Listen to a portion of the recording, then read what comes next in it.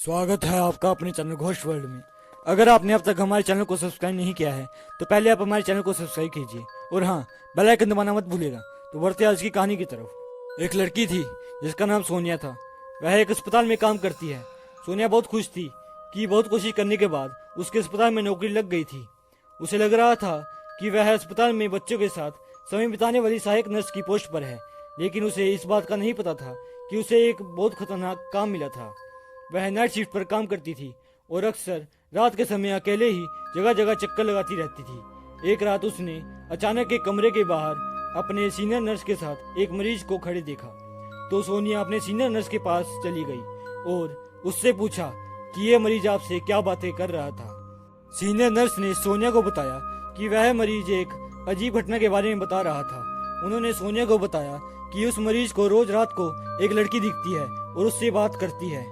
उस मरीज ने सीनियर नर्स से उस लड़की के बारे में बताते हुए कहा कि वह बहुत ही अजीब थी। उसकी आंखें जली हुई थी और उसके हाथ बहुत ही काले थे। सोनिया को इस बात को सुनकर बड़ा आश्चर्य हुआ और सोचा कि शायद यह मरीज पागल हो गया है या फिर उसे भ्रम हो रहा है।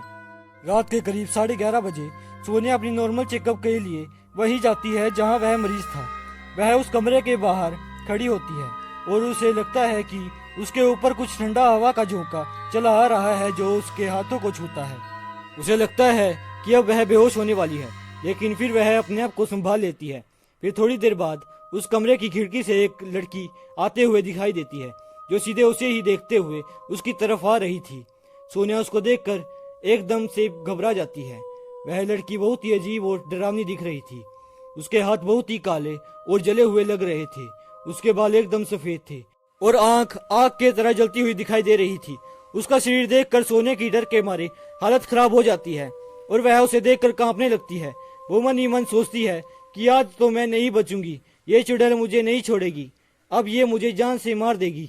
फिर सोनिया उसके सामने हाथ जोड़कर बोलती है, देखो मुझे मत मारो, छोड़ दो मुझे, आज के बाद मैं इस अस्पताल में कभी नहीं आऊंगी, मुझे माफ कर दो प्लीज। ऐसा बोलते हुए वह वहां से भागने की कोशिश करती है, लेकिन वो लड़की वहां से सोनिया को भागने नहीं देती है बल्कि और उसके नजदीक आने लगती है। फिर वो लड़की धीरे धीरे सोनिया की तरफ आगे बढ़ती है और जैसे ही उसके करीब आती है तो वह और अजीब दिखने लगती है। अब सोनिया को वहां से भागने का कोई उपाय नहीं सूझता है, इसलिए वह उस कमरे के एक कोने में चली जाती है और वहां अपनी आंख बंद करके खड़ी हो जाती है। फिर उस चुड़ैल ने सोनिया के नजदीक आकर कहा, मुझे बचाओ। इतना बोलकर वह कमरे से बाहर चली जाती है।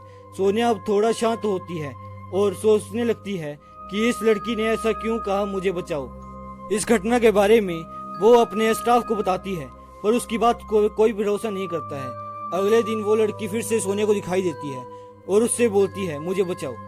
इस पर सोनिया उस चुड़ैल से बोलती है, आखिर तुम्हें क्या परेशानी है, मुझे बताओ, मैं तुम्हारी मदद करूंगी। फिर वह भूतनी सोनिया से कहती है, कई साल पहले मैं भी इसी अस्पताल में काम करती थी।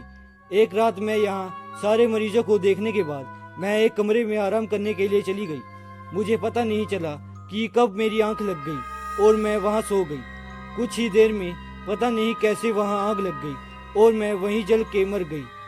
हॉस्पिटल की बदनामी ना हो जाए इसलिए हॉस्पिटल वालों ने इस बात को बाहर फैलने नहीं दिया और मेरी लाश को हॉस्पिटल के पीछे ही दफन कर दिया। तब से मैं चुड़ैल बन के भटक रही हूँ, मुझे मुक्ति नहीं मिल रही है। तुम मेरा क्रियाक्रम करवा दो ताकि मेरी आत्मा को मुक्ति मिल सके। इसके बाद सोनिया ने हॉस्पिटल वालों से ये सारी बात बताई। तब जाके हॉस्पिटल वाले उस लड़की की लाश के बचे हुए अवशेष को वहां से निकालते हैं और विधि विधान से उसका क्रियाक्रम करवाया। इसके बाद से ना ही सोनिया को और ना ही उस हॉस्पिटल में किसी को कभी वो लड़की नहीं दिखाई दी। तो कैसी लगी आपको आज की ये वीडियो? अगर अच्छी लगी हो तो वीडियो को लाइक करना मत भूलिएगा। मिलते हैं जल्दी किसी नई वीडियो के साथ, तब तक के लिए जय हिंद।